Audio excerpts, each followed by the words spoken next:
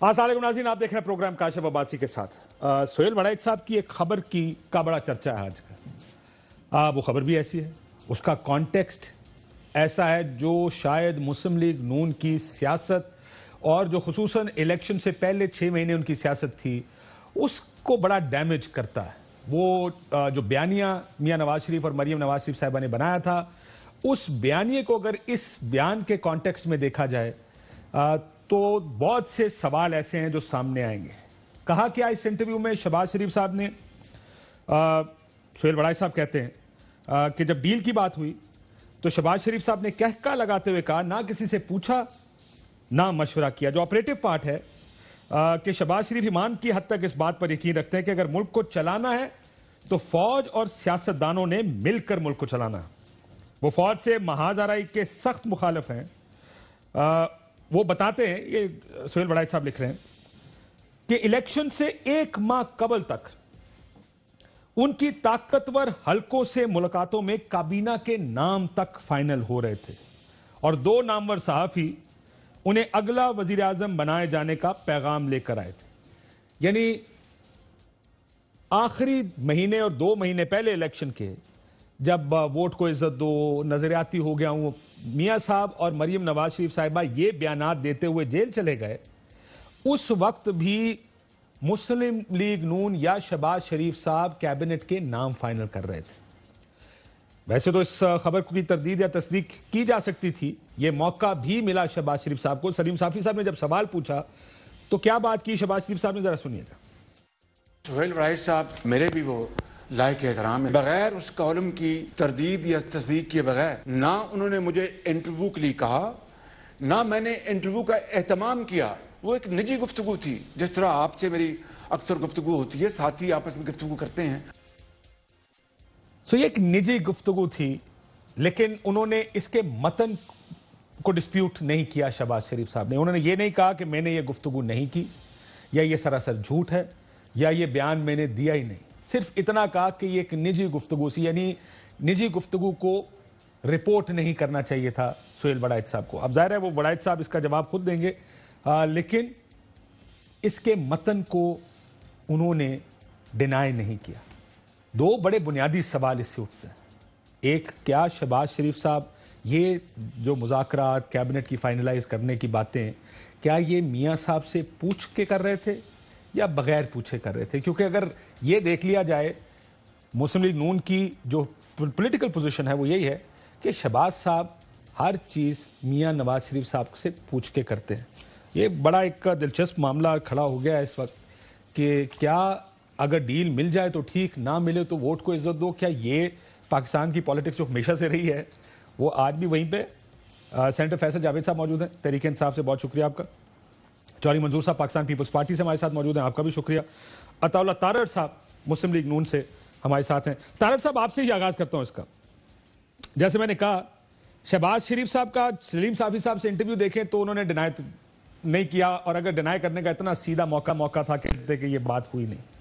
इसका मतलब वो एक्सेप्ट कर रहे हैं कि गुफ्तगू हुई, लेकिन सिर्फ इतना कह रहे हैं कि ये निजी गुफ्तगू थी, ये इंटरव्यू छपना नहीं चाहिए था। ये वाकई अगर ये बात है और ऐसा हुआ है तो क्या मुस्लिम लीग नून इलेक्शन से 2 साल पहले, 2 महीने पहले तक भी कैबिनेट फाइनल कर रही थी एस्टैब्लिशमेंट से मिलकर? बहुत शुक्रिया काशिफ साहब। पहली बात तो ये है कि जो सलीम साफी साहब का आपने क्लिप चलाया है वो आपने पूरा क्लिप नहीं चलाया सर। वो मैंने कोई बेईमानी नहीं की उसमें। नहीं, मैं अर्ज करता हूं कहा क्या उन्होंने कहा जी मेरी गुफ्तगू को सियाको सबाक से हट के पेश किया गया। अब क्या ही अच्छा होता अगर आप सोहेल वड़ाइच साहब का कल का वर्जन चला देते, वो प्राइम टाइम पे चला। अगर मुझे इजाजत हो तो मैं एक ऑडियो क्लिप प्ले करना चाहता हूं। कर दे। एक वर्जन क्लियर हो जाएगी। बुनियादी बात है, मैंने तो ये बात ही नहीं की कि डील की कोई ऑफर थी। वो तो अगर आप फिक्रे पढ़ें तो उसमें तो ये साफ लिखा है कि भाई ये बात होती रही कि आप इक़्तिदार में आ रहे हैं तो आपकी कैबिनेट क्या होगी। तो मेरा ख्याल है कि दुनिया भर में एस्टेब्लिशमेंट का ये स्टैंडर्ड ऑपरेटिंग प्रोसीजर है कि जो दोनों बड़ी पार्टियां होती हैं वो कैबिनेट के फैसले जो हैं उसमें बातचीत करती हैं। डील के तासुर का सोहेल वड़ाइच साहब ने खुद तरदीद कर दी और उन्होंने कहा किसी किस्म की डील की ना मैंने बात छापी है, ना मेरा मकसद था कि किसी किस्म की डील हो। एक तो ये तासुर बिल्कुल सोहेल वड़ाइच साहब एक करके चलते नहीं उन्होंने ये तासुर क्लियर नहीं किया। मैं जरा चौधरी मंजूर साहब से, मैं पहले चाह रहा था कि मैं फैसल जावेद साहब को जाऊं, पर मैं चौधरी मंजूर साहब से पूछता हूं। चौधरी मंजूर साहब, क्या वाकई ये प्रैक्टिस है पाकिस्तान में कि इलेक्शन से 2 महीने पहले हर बड़ी पार्टी, अब 3 पॉलिटिकल बड़ी पार्टियां तो सारी अपनी अपनी कैबिनेट डिस्कस करेंगी एस्टैब्लिशमेंट के पास जाके? मैंने तो नहीं, मेरी जहाँ तक है मैंने तो नहीं कभी ये सुना कि कैबिनेट डिस्कस होती है और इस किस्म की कोई बात होती है। अब तो पाकिस्तान पीपल्स पार्टी का तो ये होता है कि हमें सिर्फ आप लेवल प्लेइंग फील्ड दे दें, जो कि हमें कभी मिलती नहीं है। 1977 के बाद कभी हमें मौका नहीं फराहम किया गया, बल्कि हमारे खिलाफ ही हमेशा इत्तेहाद बनाए जाते रहे। आप भी गवाह हैं तारीख के। और पीपल्स पार्टी का तो इन हालात में जिंदा रह जाना किसी मौजे से कम नहीं है, जहां तक मारते मारते हमें ले आए। हाँ सर, वो तो आपकी बात ठीक है, लेकिन मुझे ये बताइए कि क्या कैबिनेट डिस्कस होती है इलेक्शन से पहले? नहीं, मेरा तो ना कभी किसी से राब्ता रहता है, ना कभी। सर को आपकी पार्टी में कोई डिस्कशन होती हो कि पूछ रहे सर कैबिनेट कौन होएगी, असि क्या चौधरी मंजूर नु कैबिनेट पाना, उन्होंने क्या नहीं पाना, कोई इसके सब होंदियां होंगी ना सर? नहीं, वैसे मेरा तो जदों भी ना आएगा उधरों ना ही होनी है, लेकिन तो ऐसे वजह तो ना ही रहती ताड़े वालों। फैसल जावेद साहब, क्या ये क्योंकि मैंने बड़े अरसे से हम सारे पॉलिटिक्स देखते आ रहे हैं, शायद ये मुमकिन हो कि कैबिनेट के ऊपर डिस्कशन, लेकिन क्योंकि जितनी डिस्कशंस होती हैं, अगर इस हद तक ये फैसले होते हैं कि कैबिनेट कौन होगी और ये एस्टैब्लिशमेंट आगे फैसले करती है कि कौन से कैबिनेट होगी, तो फिर तो इस इलेक्शन का फायदा क्या है? फिर पहले ही उनसे पूछ के एक लिस्ट बना के भेज दें कि ये प्राइम मिनिस्टर होगा तो ये कैबिनेट होनी चाहिए। और आगे बात बढ़ाता हूं आपकी, अगर ऐसा हुआ है तो फिर रुकावट क्या थी? फिर हुआ क्यों नहीं? और शहबाज शरीफ साहब ने अब तक कितने सच बोले वो गिनना शुरू करते हैं। ये जो वजीर आज़म बनने की ख्वाहिश है ना, ये जरूर है, लेकिन प्रॉब्लम यह है कि घर में ही नहीं मानते, पार्टी में ही नहीं मानते। पहले तो इन्हें अपनी पार्टी में कंसेंसस पैदा करना पड़ेगा, लेकिन झूठ, गलत बयानी, लोगों को गुमराह करना, ये इनका वतीरा है। आप शायद खाकान अब्बास से पूछते वो क्या बयान दे रहे हैं। अभी आपने बिल्कुल ठीक कहा को शुरू में कि डिनाई करें, तारिक साहब जो भी कहते रहे, जैसे ऑडियो क्लिप चला रहे हैं, ये चला रहे हैं, वहाँ भी चला सकते हैं कई ऑडियो क्लिप, लेकिन वो खुद आके डिनाई नहीं कर रहे और उस झूठ पे कायम है। तो अपनी बंदूक दूसरों पे चलाना। हाँ, लेकिन मसला ये सर, आपने आपकी पार्टी पर तो इल्जाम ही है कि आपने भी वही गेम खेली है जो वो खेलना चाह रहे थे। इसमें आप थोड़ा शर्मिंदा भी होना चाहिए था। वो इसलिए कहते हैं कि ये इसके अलावा कभी आ ही नहीं सके, पैदाइश इनकी नून लीग, अच्छा, जनरल जलानी। उसके बाद ये जो पीपल्स पार्टी वाली बात कर रहे हैं, एनआरओ मुशर्रफ, सर वो भी फैसल भाई वो भी मुड़ के कहेंगे, कहते हैं आप एक दफा हुकूमत मरकजी में आए हैं, वो भी आप इसी वजह से आए हैं, उसके अलावा तो आप भी कभी हुकूमत में नहीं आए। अरे काशिफ, ये देखिए ना, कोई इनमें से लीडर है जिसने 22 साल ऑपोजिशन में स्ट्रगल की हो, अगर आना हो इस तरह से तो पहले ही आ जाए। इधर पार्टियां बाद में बनती हैं, पहले इक़्तिदार में आते हैं, बाद में पार्टी स्टार्टिंग में। इमरान खान ने 22 साल, मैं आ रहा हूं, मैं इसके बाद आपके पास ही आ रहा हूं, इसके बाद आपके पास स्ट्रगल की।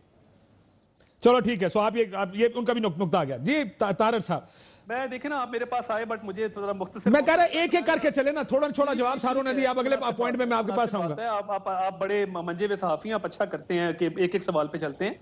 देखिए, बात यह है कि एक तो ऐवान बाला के मेंबर है मौसूफ, झूठ का लफ्ज चलें ठीक है, अगर ये समझते हैं कि एक पार्लिमानी लफ्ज है, तो झूठों का आईजी इस वक्त इस मुल्क का वजीर आजम है, जिसके ना कोई प्रिंसिपल्स हैं, ना कोई इकदार है, ना उसको किसी चीज का पता है, क्योंकि जितनी पार्टियों का रिफ रैफ था जो बच गया था, जिसको इन्होंने मुख्तलिफ वादे वईद करके शामिल किया इक़्तिदार हासिल करने के लिए, किसी को डाकू कहा उसको साथ बिठाया, किसी को चपड़ासी कहा उसको साथ बिठाया, जो पार्टियों का रिफरेफ था, किसी को कहा जनूबी पंजाब का सूबा बना के देंगे, हमारे साथ आजो, खुदा का वास्ता है, उनसे फिर चीनी की चोरी करवाई और उसके बाद इकोनॉमिक अफेयर्स डिवीजन का वजीर लगा दिया।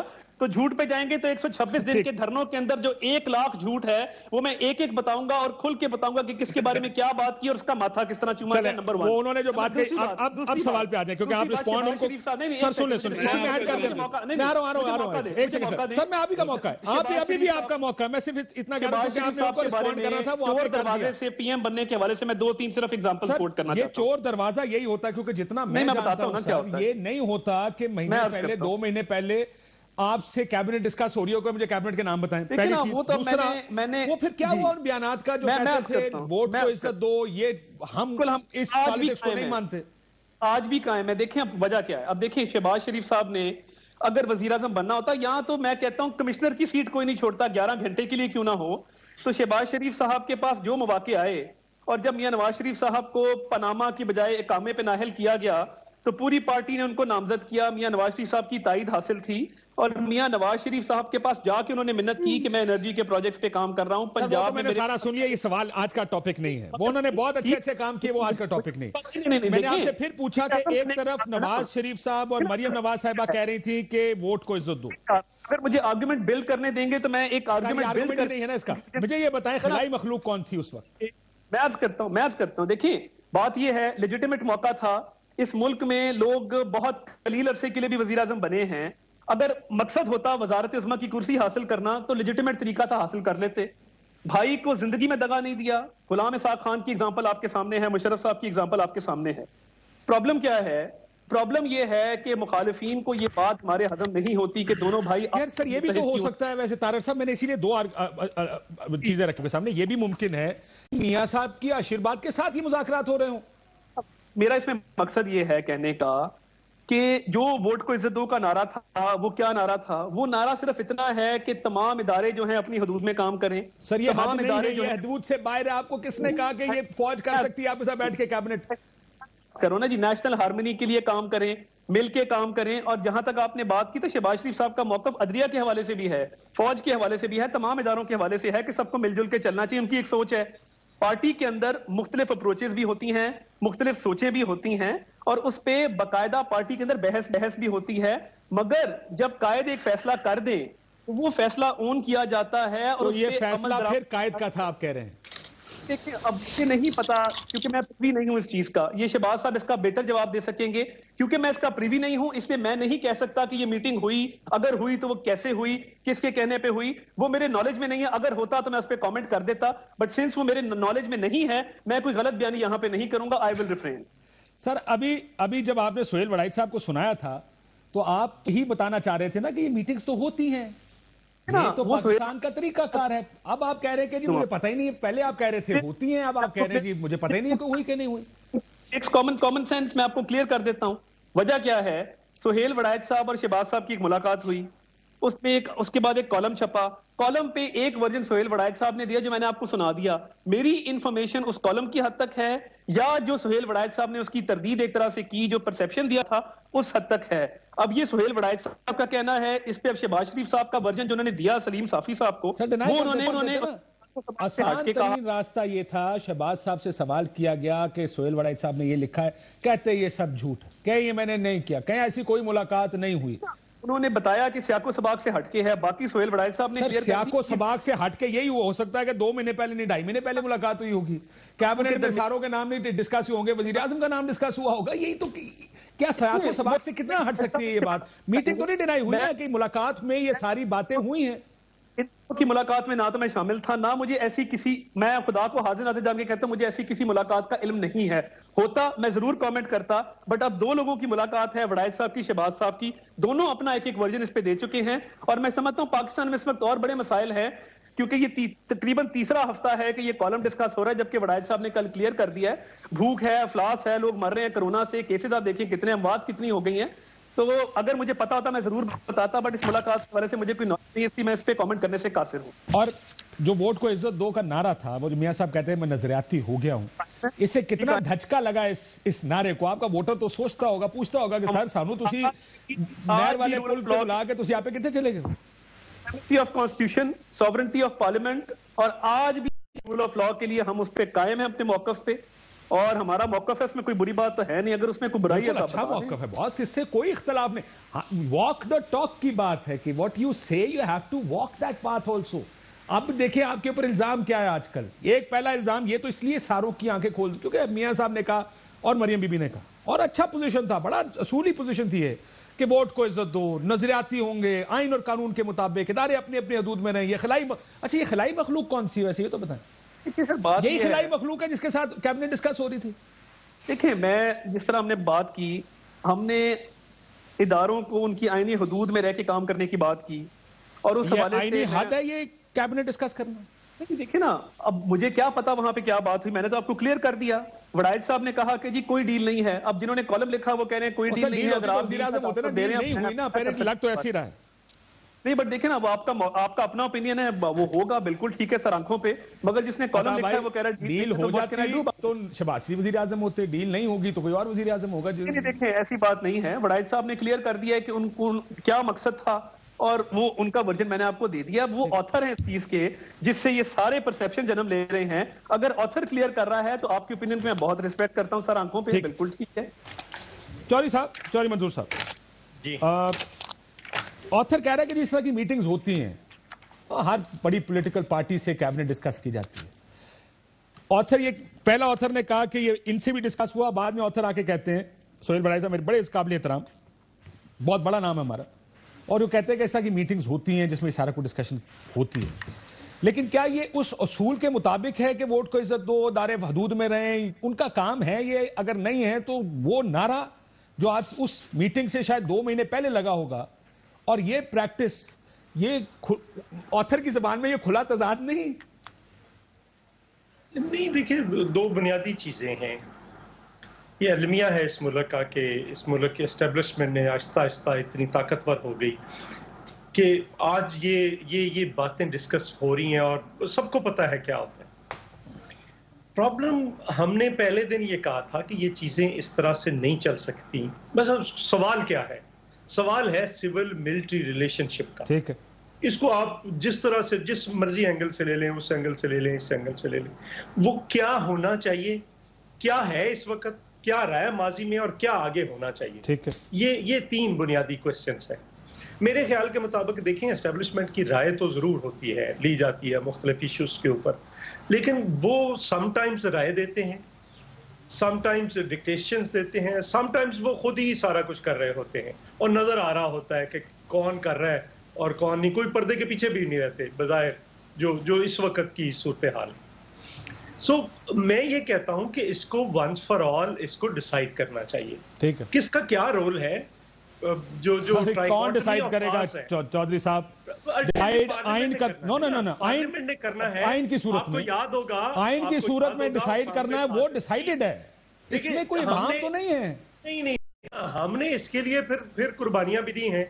अभी मेरे भाई फैसल जावेद साहब जिदोजहद का नाम ले रहे थे कि 22 साल, मुझे नहीं पता इन्होंने किस चीज का नाम जिदोजहद रखा है। जहां तक मेरा नाकस इल्म है, मैं दुनिया की तारीख का तालिब इल्म हूँ। लोग मरते हैं उसको स्ट्रगल कहते हैं, लोग जेलों में जाते हैं उसको स्ट्रगल कहते हैं, लोग कैदें झीलते हैं, कोड़े खाते हैं, इसका नाम स्ट्रगल होता है। आपके सहाफियों ने कोड़े खाए ज़ियाउल-हक के दौर में, आपको याद होगा। तो धक्के खाना स्ट्रगल नहीं है। तो मुझे नहीं पता इन्होंने किस चीज का नाम जिदोजहद रखा है। इनकी जिदोजहद जनरल जिदोजहद है या कुछ स्पेसिफिक जिदोजहद है या जनरल टू जनरल, मतलब जनरल उनको जवाब मैं बताता हूं, खुद जवाब दे देते हैं। मैं ये कहना चाह रहा हूं, मेरा सादा ये है कि आपको याद होगा जब उसामा बिन लादेन यहाँ पे वो हुआ था, जो सानेहा पाकिस्तान के अंदर अमरीकी, और उसके बाद आर्मी चीफ और ISI चीफ आकर पार्लियामेंट के सामने आए थे। ये पाकिस्तान की तारीख का शायद पहला और आखिरी तो नहीं मैं कहता, आखिरी नहीं था सर। अभी आर्मी चीफ सेनेट के सामने गए, मियां रजा रब्बानी साहब ने बुलाया था। जी, आर्मी चीफ अभी सेनेट के सामने भी गए थे, सेनेट ऑफ पाकिस्तान के सामने। ये खैर, लेकिन चौधरी साहब ऐसी मैं मेरी बात सुने, हमने अपनी पॉलिटिक्स को थोड़ा आउट ऑफ शेप भी कर दिया है। मैं माफी चाहता हूं, ये फैसल जावेद साहब आप भी इसका जवाब दे दीजिएगा, क्योंकि आप जब जिद्दोजहद की बात करते हैं, I agree with you partly, कि जब नेल्सन मंडेला को देखो तो नजर आता है जिद्दोजहद किसे कहते हैं। वो 27 साल की जेल भी है, वो तमाम तर मुश्किलात भी हैं जो उसने झेली है। पर अगर आप इस तरह सख्त पैमाना जिद्दोजहद का रखेंगे तो बिलावल साहब की, सवाए इसके कि उनकी फैमिली लॉसेज हैं, जिद्दोजहद प्रैक्टिकल पॉलिटिक्स के लिए उनकी कोई नहीं है, फिर आपके लिए उनको डिफेंड करना बड़ा मुश्किल हो जाएगा। लेकिन इब्तिदा में बेनजीर भुट्टो को भी यही कहते थे। नहीं, मैं आपको बता देता हूँ जद्दोजहद की डेफिनेशन। जी बताएं, चलें आप बताएं जद्दोजहद। अभी इन्होंने बड़े सवाल पूछे हैं कि जेल काटना क्या जद्दोजहद नहीं, तो फिर तो सवाल जो इनसे बचते हैं जद्दोजहद के, कि बिल्कुल अयूब खान की कैबिनेट में सर्व करना जद्दोजहद नहीं है क्या? करप्शन करना जद्दोजहद नहीं है क्या? मनी लॉन्ड्रिंग करना जदोजहद नहीं है क्या? बैरून मुल्क प्रॉपर्टीज बनाना, सरे महल बनाना, इवन फील्ड अपार्टमेंट्स बनाना जदोजहद नहीं है क्या? डीलें करना जदोजहद नहीं है क्या? NRO करना जदोजहद नहीं है क्या? उनके वजीर आजम का, पीपल्स पार्टी के वजीर आजम का उसी जनरल मुशर्रफ से ओथ लेना जदोजहद नहीं है क्या? इनकी पूरी कैबिनेट का उनसे ओथ लेना जदोजहद नहीं है क्या? इनके पूरी गवर्नमेंट का उनको गार्ड ऑफ ऑनर देना जदोजहद नहीं है क्या? ये तो फिर तारीख जद्दोजहद आपकी ये निकलती है। सिकंदर मिर्जा से लेके यूब खान से लेके आगे तक वो चिट्ठियां, वो सारी चीजें, वो तो फिर ये निकलती है। इमरान खान कहने का मकसद ये है कि 22 साल ऑपोजिशन में रहे हैं, कुछ शॉर्टकट से नहीं आए, स्ट्रगल किए, अवाम में गए हैं, मेहनत की है, पहला इलेक्शन लड़े, 1 सीट मिली, डिटरमेंट थे, फिर आए, पलट के अवाम में गए। जब तक पब्लिक ने उन्हें इलेक्ट नहीं किया, इनकी तरह डील करके नहीं आए। जनरल जलानी या जनरल ज़ियाउल थोड़ा सा मसला है ना फैसल भाई, मसला ये 2018 के इलेक्शन के सवाल हैं, की गोद में नहीं आए। ये जो साउथ पंजाब ब्लॉक्स और ये सवाल है असल बुनियादी जो आपकी पॉलिटिक्स के ऊपर। और मैं चले आप कुछ जवाब दीजिएगा चौधरी साहब। मैं तो ये कह रहा हूं कि आपकी जो पॉलिटिकल पार्टीज के साथ जो होती है, पॉलिटिक्स के अंदर होता है, आप मुख्तलिफ पार्टीज के साथ आपने इसमें ये 22 साल जो इमरान खान के, इनमें से एक कोई नहीं है जिसकी एक दिन की भी स्ट्रगल हो। इनमें से ये सारी पार्टियां, ये सारी ये बात ना करें, बनी है। नहीं काशिफ, आप रिकॉर्ड देख लें, आप रिकॉर्ड उठा लें। ये पार्टी बाद में बनी है, जद्दोजहद बेनजीर भुट्टो साहिबा का आप अगर उसकी तारीख पढ़ लें एक दफा तारीख पढ़ लें। बेनजीर भुट्टो का एहतराम है, बहुत ज्यादा एहतराम है, लेकिन वो भी अपने वालिद साहब, उनके वालिद साहब जुल्फिकार अली भुट्टो जो हैं वो पहले थे, उनकी बेटी आगे से आई, फिर आगे से उनका बेटा बिलावल आ गया। ये मौरूसियत तो है, ये जद्दोजहद नहीं है। लेकिन मैं बिलावल साहब, मैं आ रहा हूँ सर, एक सेकंड, मैं जरा मैं अपनी तारीख थोड़ी चाड़ लूँ अगर इजाजत दे होता है। मसला ये है कि बिलावल साहब की मैं किसी जद्दोजहद की बात नहीं करता, लेकिन मोहतरमा बेनजीर भुट्टो, सर एक सेकंड रुक जाएगा सर, मैंने 2 मिनट कर दो। मोहतरमा बेनजीर भुट्टो की जरा लाइफ हिस्ट्री उठा के देखिएगा, सिर्फ ये देखिएगा, क्योंकि आप दौर भी याद रखना कि किस दौर की बात हो रही है। एक ऐसे मार्शल लॉ की बात हो रही है ज़ियाउल हक के, जैसा मार्शल लॉ पाकिस्तान ने नहीं देखा। जिसने परवेज मुशर्रफ का मार्शल लॉ देखा, वो मार्शल लॉ ज़ियाउल हक के मार्शल लॉ के करीब तर भी नहीं है। जितनी सख्ती उस मार्शल लॉ में थी, उस दौरान में किस तरह क्या क्या मूवमेंट्स चली, लोगों ने अपने आप को अगर पेश किया, लोग जेलों में गए, लोगों ने किले की सजाएं काटी, लोगों को कोड़े पड़े, बेनजीर भुट्टो साहब को जेल भेजा गया, नजरबंद भी हुई। ये आप कहते हैं कुर्सी के लिए हुआ, देखिए बड़ा आसान रास्ता सा के छोड़ के वक्ती तौर पे अपने आप को सेल्फ एग्जाइल में ले जाती है और वापस आ जाती है। सो ये मैं नहीं कह रहा, लेकिन चौधरी साहब मेरा छोटा सा दूसरा भी है। देखिए ओबामा जब अमेरिका का सदर बना, किसी ने नहीं पूछा तेरी जद्दोजहद क्या है भाई, तू कभी जेल गया है, तूने कोड़े खाए हैं, तूने कभी ये किया है। देखिए ये आर्गुमेंट किधर से आते हैं कि तुम उस वक्त तक लीडर नहीं बन सकते जब तक तुम जेल नहीं गए हो। That argument is also flawed. ये नहीं आप पूछ सकते जाके एंजेला मर्कल से जर्मनी की के एंजेला मर्कल तुमने कभी जेल नहीं काटी तो तुम लीडर नहीं हो।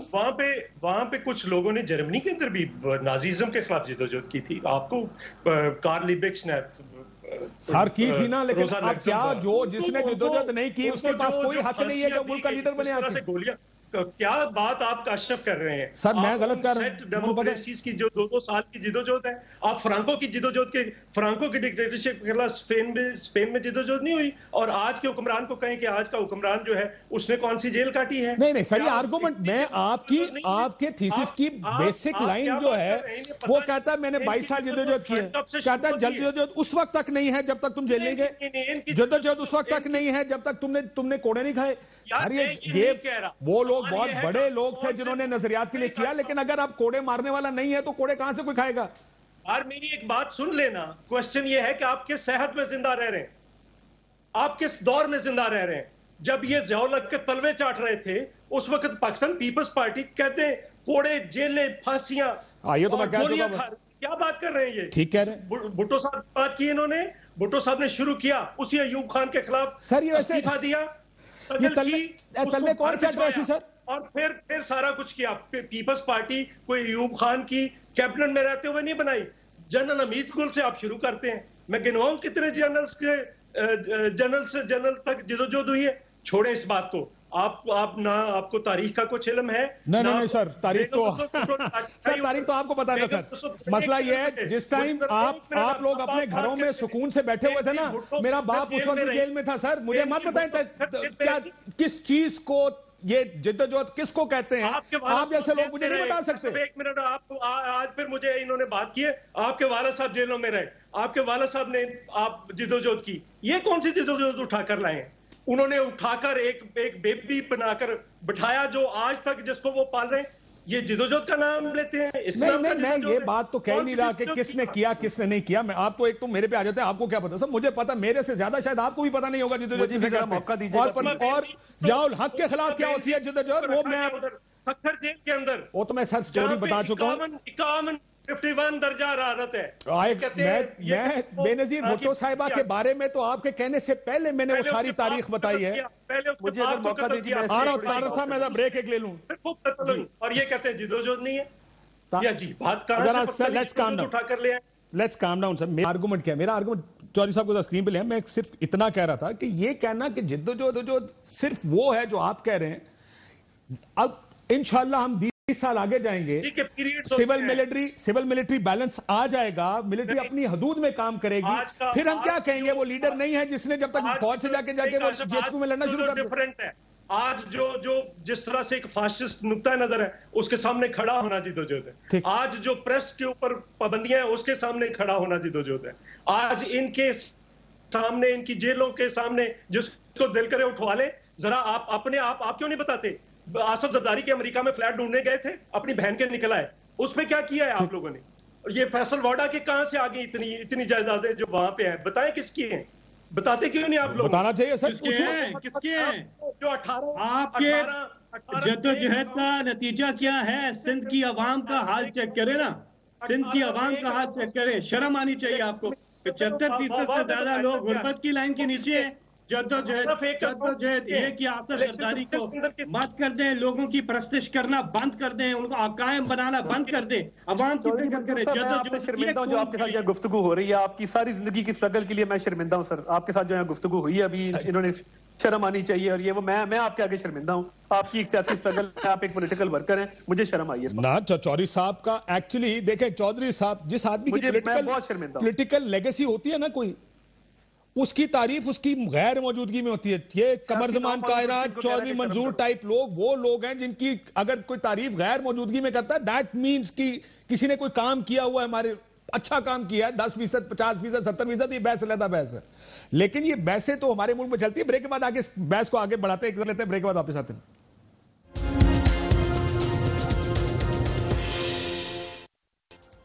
वेलकम बैक नाज़रीन। ये ब्रेक में भी हमारी कॉन्वर्सेशन चलती रही, थोड़ा सा पर्सपेक्टिव में ले आए कि मेरा ये मानना है स्ट्रगल्स कोरोना सर में आ रहे हैं कोरोना का मैंने बात करनी है जी। मैं आप ही से आ रहा हूं, मैं शुरू आपसे करूंगा, फैसल भाई से जरा क्लोजिंग रिमार्क्स करो। मैंने 18वीं तरमीम पे भी आना है इस पर। सो ब्रीफली व्हेन आई से स्ट्रगल, देखिए स्ट्रगल हर किस्म की, अब ये ब्रेक में बात हुई, चौधरी मंजूर साहब ने भी ये बात बिल्कुल ठीक है, हर दौर की अपनी एक स्ट्रगल है। जब आप ज़ियाउल हक साहब की दौर में स्ट्रगल करेंगे, उसका मुकाबला शायद आज की स्ट्रगल से नहीं किया जा सकता। जो बात आज बिलावल भुट्टो साहब खुल के करते हैं, चौधरी साहब तुहानू याद है उस टाइम खुल के करना की नुकसान होना सी उस टाइम। सो ये बंदा ही नहीं से मतलब आपकी सोच है उस टाइम क्या होता था। लेकिन मैं फिर ये कहूंगा कि किसी ने ओबामा से, मेरा दूसरा आर्गुमेंट ये है कि स्ट्रगल अच्छी बात है, किसी ने निजाम के खिलाफ स्ट्रगल की, किसी ने फौजी स्टैब्लिशमेंट के खिलाफ स्ट्रगल की, लेकिन ओबामा से किसी ने नहीं पूछा कि तू जेल गया, अगर नहीं गया तो तेरी स्ट्रगल नहीं है। मैं सिर्फ ये कह रहा हूं कि हर एक की स्ट्रगल रिस्पेक्टेबल है। किसी की शायद वजन बहुत ज्यादा होगा, किसी का वजन थोड़ा सा कम होगा, वो खैर तारीख फैसला करेगी जब भी तारीख लिखी जाएगी। तारर साहब quickly your remarks and then. एक तो मेरा सर थोड़ा शर्म से झुका हुआ है। चौधरी मंजूर साहब बड़े हैं, बहुत काबिल एहतराम हैं, बतौर सियासी वर्कर हम इनसे सीखते हैं, इनकी रिस्पेक्ट करते हैं। इनको शर्म करने का कहा गया, मैं बाकायदा इस पे मुझे बाकायदा शर्म आई। और मैं समझता हूँ कि कम अज कम सियासी मुखालिफ हो कोई बात नहीं, मगर किसी के साथ हमें ये लहजा नहीं अपनाना चाहिए, थोड़ा तमीज़ और तमद्दुन के दायरे में रहना चाहिए। एक तो मैं ये ऑन रिकॉर्ड कहना चाहता हूँ, नंबर 1। नंबर 2 आप देखिए, ठीक चलो हो गया। एवरीबॉडी शुड देखिए इन डिबेट्स का मतलब अपनी बात करो भाई। मैं उनसे बात कर लूंगा चौधरी साहब से, मैंने बड़े शोज किए हुए हैं चौधरी साहब के साथ, मैं उनसे बात कर लूंगा। आपको मैंने वो मुझसे भी उम्र में बड़े, आप अपनी बात करो ना। आप क्या हो रहा है? आप कौन है मुझे बताने वाले? Who are you? Who are you to tell me? पहले आप let's not get go there. I will not allow you. I will not allow you to speak during my turn. अब आप बोल के दिखाना अपनी बारी पे. You are no one to allow me or not. I'm not even asking you. मैं देखता हूँ कैसे बोलते हो. I'm not even asking you. Please stop this. Please stop this. Please stop this. You know, both my friends, please. Let's end it here. Let's end it here, my friends.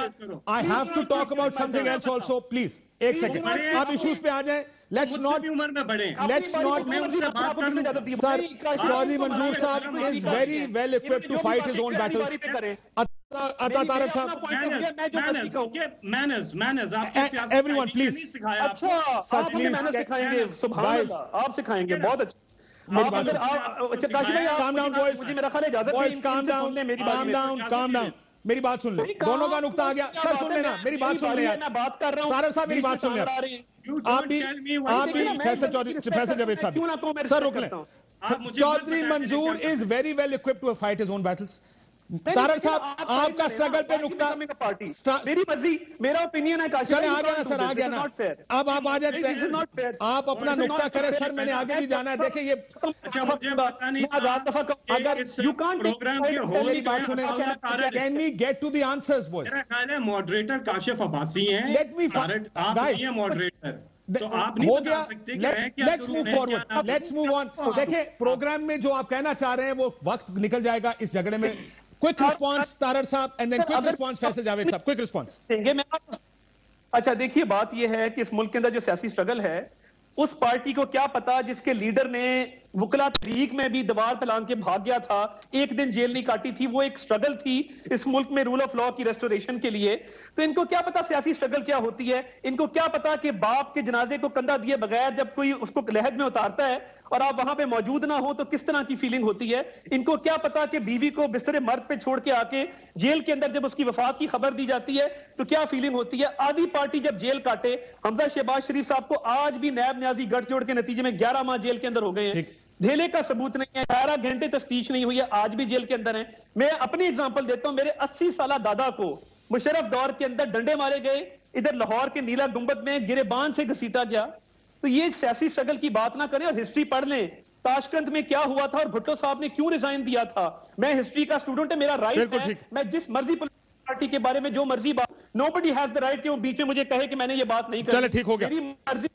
एक second sir, सियासी 20 second में जरा मुकाएं sir इसको, क्योंकि मैं 18वीं तरमीम पे भी बात करना चाह रहा हूं. मुल्क में पार्टी के बाद अगर किसी ने अटक किला काटा है, जेलें काटी हैं, जिलावतनियां भुगती हैं, तो पीपल्स पार्टी के बाद वो मुस्लिम लीग नून है. और इस फैक्ट को कोई डिनाई नहीं कर सकता. मैंने उधर के लोग पकड़ के फिर कोई स्ट्रगल नहीं होती है. बिल्कुल. फैसल जावेद साहब 1 मिनट आप हमने दे, फिर मैं 18वीं तरमीम बात करूं. मैं तो यही कहूंगा, ये जो स्ट्रगल है, तो आपको हम बताते हैं कि आपकी स्ट्रगल है क्या बाबा. अगर आप कहते हैं तारीख की स्टडी करो, तो तारीख का अगर स्टडी करते हैं तो हमें आपकी करप्शन के अलावा कुछ भी नहीं मिलता. सरे महल के अलावा कुछ भी नहीं मिलता. लंदन की प्रॉपर्टीज के अलावा कुछ नहीं मिलता. मनी लॉन्ड्रिंग के अलावा कुछ नहीं मिलता. टीटीज के अलावा कुछ भी नहीं मिलता. आपकी ये स्ट्रगल है. अवाम का सत्यानाश कर दिया है. खुद इतने अमीर हो गए हैं, ये खानदान इतने ज्यादा अमीर हैं और लोग जो है वो गरीब हैं. इन्होंने जो पब्लिक के साथ किया, अवाम के साथ किया, ये इनकी स्ट्रगल है. ये इनकी स्ट्रगल का नतीजा है. इमरान खान ने 22 साल स्ट्रगल किया है और जब इन्होंने उन्हें पॉलिटिकल विक्टिमाइजेशन का निशाना बनाया तो वो भी चेक करके देख लिया. ऑडिट हुआ और एक एक पाई का उन्होंने साथ दिया और सादिक और अमीन डिक्लेयर हुए सुप्रीम कोर्ट से. और इनके साथ क्या हुआ, हमारी लंदन तो क्या पाकिस्तान में भी कोई प्रॉपर्टी नहीं है. ये स्ट्रगल है आपकी. आपके झूठ, आपका कतरी खत, ये स्ट्रगल है आपकी. आपकी जो ट्रस्ट डीड है जाली, वो स्ट्रगल है आपकी. चले अब आप दोनों के नुक्ते आ गए अपने अपने स्ट्रगल पे. जब आप मुताला करते हैं तारीख का, तो हमें इसीलिए तो इमरान खान सियासत में आए हैं कि करप्शन के अलावा इन दो पार्टी से हमें कुछ नहीं मिला. सिंध के अलावा के पंजाब के. अब सर एक सेकंड रुक जाए. दोनों के नुक्ते आ गए. मेरे साथ असद उमर साहब है, जरा एक सेकंड रुक जाए. असद उमर साहब, जरा मैं तरमीम पे जो सारी बहस शुरू होगी, जरा उसके ऊपर मैं असद साहब से पूछ लूं. असद उमर साहब अस्सलाम वालेकुम. जी वालेकुम सलाम. असद साहब, कुछ 18वीं तरमीम पर को सुना है बातचीत चल रही है को मियां साहब की सजाएं खत्म करने की. आपने शेख रशीद साहब का बयान भी सुना होगा, जिसकी वजह से ज्यादा वजन मिल गया इस आर्गुमेंट को कि शायद कोई, और उन्होंने कहा आप लीड कर रहे हैं मुज़ाकरात को. नहीं जी, मुझे तो ऐसी किसी मुज़ाकरात का इल्म नहीं है. मैं पहले भी मुझसे किसी ने टीवी पे पूछा था, हमारी ऑपोजिशन के साथ वैसे तो जाहिर है हर महीने मिलते हैं, बिजनेस एडवाइजरी में मिलते हैं, लेजिस्लेशन अभी की थी, 7-8 कानून पास किए थे, उसके अंदर दोनों की कमेटीज बनी हुई थी। बट जो सबसे रिसेंट नई कानून साजी के बारे में मुज़ाकरात हुए थे वो नैब लॉ के बारे में, जो नैब ऑर्डिनेंस आया था जो अब लैप्स कर गया है, उसके लिए 2 मीटिंग्स में मैं भी हिस्से में था। ये कोरोना आने से पहले की बात है। 18वीं तरमीम के ऊपर अमूमी तौर पे 5-7 साल से लोग बयान दे रहे हैं और हर एक अपनी राय का इजहार करता है, लेकिन मुझे किसी ऐसी बातचीत का कोई मुज़ाकरात नहीं है असद साहब? जी, मेरे इल्म में ऐसी कोई मुज़ाकरात आप लीड नहीं कर रहे कम से कम, अगर होम भी तो। जी वही, अगर हो रही है तो उसका मुझे इल्म नहीं है। और ये जो शेख साहब का बयान है कि असद लीड कर रहे हैं, पता नहीं वो किस बुनियाद पे उन्होंने कहा है। हो सकता है उनको किसी ने इन्फॉर्मेशन दी है जो दुरुस्त नहीं है। मेरी तो ऑपोजिशन के साथ आजकल जो बातचीत होती है वो सारी कोरोना रिलेटेड होती है। आपने अगर नोट किया, मैं तो कोई सियासी स्टेटमेंट भी नहीं देता। तो इस वक्त जो हमारी ऑपोजिशन के साथ बातचीत हो रही है, कल भी शाम को मुराद अली शाह साहब का चीफ मिनिस्टर सिंध का फोन आया था इसी से रिलेटेड, एमसीसी के जो फैसले करने, तो मेरी तो उनसे इस चीज के ऊपर एंगेजमेंट हो रही है। बाकी 18वीं तरमीम का, जैसे मैंने कहा, मैं किसी उसका हिस्सा नहीं हूं जहां कोई मुज़ाकरात हुए, ना मेरे इल्म में है। ये मुमकिन है कि कोई मुज़ाकरात हो रहे हो, नामुमकिन नहीं है, लेकिन मैं सरप्राइज होऊंगा अगर ऐसी कोई मुज़ाकरात हो रहे हैं जिसका मुझे इल्म ही ना हो। तो आप जब कहते हैं ना ये मुमकिन है हो रहे हो, तो उससे आप वो ऑप्शन छोड़ देंगे सारे के, हम असद उमर ने कहा कि मुमकिन है हो रहे हो, मुझे इल्म नहीं है, इसका मतलब जरूर कुछ हो रहा होगा। मैं वो अंग्रेजी में बोलते हैं काशिफ के the absence of proof is not proof of absence. तो मैं कोई मुसद्दिक का सबूत तो आपको दे नहीं सकता कि नहीं हो रहे।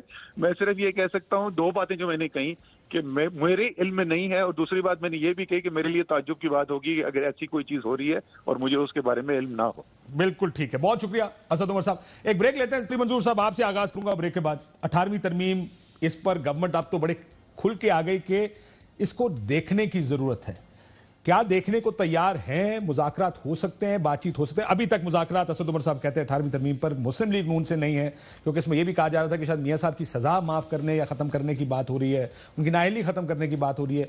उसके लिए आईनी तरमीम बहुत जरूरी इसलिए होगी कि आर्टिकल 62-63 के तहत मियां साहब नाअहल है, तो वो तो आईनी तरमीम के बगैर खत्म हो नहीं सकता। असद साहब ने डिनाई कर दिया, लेकिन एक ब्रेक के बाद इस पर मजीद गुफ्तगू करें। वेलकम बैक नाज़रीन। चौधरी मंजूर साहब, 18वीं तरमीम पर कोई मुज़ाकरात नहीं हो रहे। हुकूमत की तरफ से असद उमर साहब का नाम आ रहा था, वो कहते हैं कि मुज़ाकरात नहीं हो रहे। अगर करना चाहें, तैयार है पीपल्स पार्टी बैठने के लिए? नहीं, बिल्कुल नहीं। इन हालात में तो पाकिस्तान पीपल्स पार्टी ना इस पे बात करेगी, चूंकि ये देखें एक 18वीं तरमीम नहीं है, ये अब आइन है।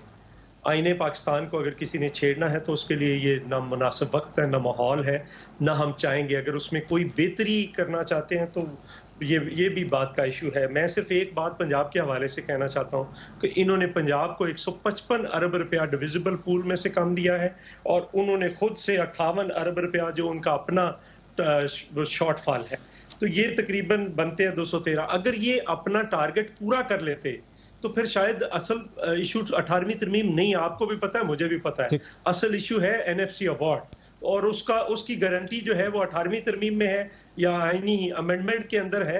तो ये उस पे बहस है। अगर ये टारगेट 6000 अरब तक पूरा कर लेते तो जरूरत ही नहीं थी। कहते थे मैं जरा वक्त कम में मैं आगे चला जाऊं। फैसल जावेद साहब, तो ये सारा होता। तो मैं पंजाब का भी मुतालबा करता हूं कि ठीक, आपका मुतालबा आ गया। किन चीजों के ऊपर मुज़ाकरात करना चाहते हैं? इस चीज में कोई मुज़ायका नहीं है कि 18वीं तरमीम का इस तरह से जायजा लिया जाए कि जब से 18वीं तरमीम आई है अवाम को क्या फायदा हुआ है।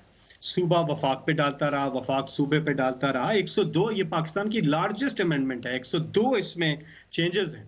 तो ओवरऑल इसका जायजा लेने में, कंसेंसस से बात करने में कोई मुज़ायका नहीं है। बेस्ट प्रैक्टिसेस इवॉल्व करती हैं। आप देखते हैं बेस्ट प्रैक्टिसेस क्या हैं, कौन सा मॉडल सूट करता है हालात और वाक़यात के मुताबिक। तो ऐसी सूरत हाल में आइन का जायजा लेना या जायजा लेने में कोई हर्ज नहीं है। अंदरूने खाना खबर ये है कि जब अंदरूने खाना एक बात करूंगा कि जब ये भी हुकूमत में थे, जब ये जब हुकूमत थी तो ये भी कहते थे कि जी इख्तियारात नहीं है, वहां से वफाक सूबे पे डालता था, सूबा वफाक पे डाल। तो जायजा लेने में तो कोई हर्ज नहीं सर, डेमोक्रेसी है ही ये। मैं मैं मानता हूं कि बेहतर 40-50 और अमेंडमेंट्स होनी चाहिए इसके अंदर, बेहतर अमेंडमेंट्स होनी चाहिए जो उस वक्त तारर साहब से मैं पूछ लूं सर, तारर साहब आपकी पार्टी का इस वक्त देखिए बातचीत तो कोई नहीं है, ना फॉर्मल ना इनफॉर्मल, मगर हम समझते हैं कि ये छेड़छाड़ का वक्त नहीं है, इस वक्त क्राइसिस का वक्त है और ये एक मुतफिका दस्तावेज है जिसको पार्लियामान ने कंसेंसस के साथ।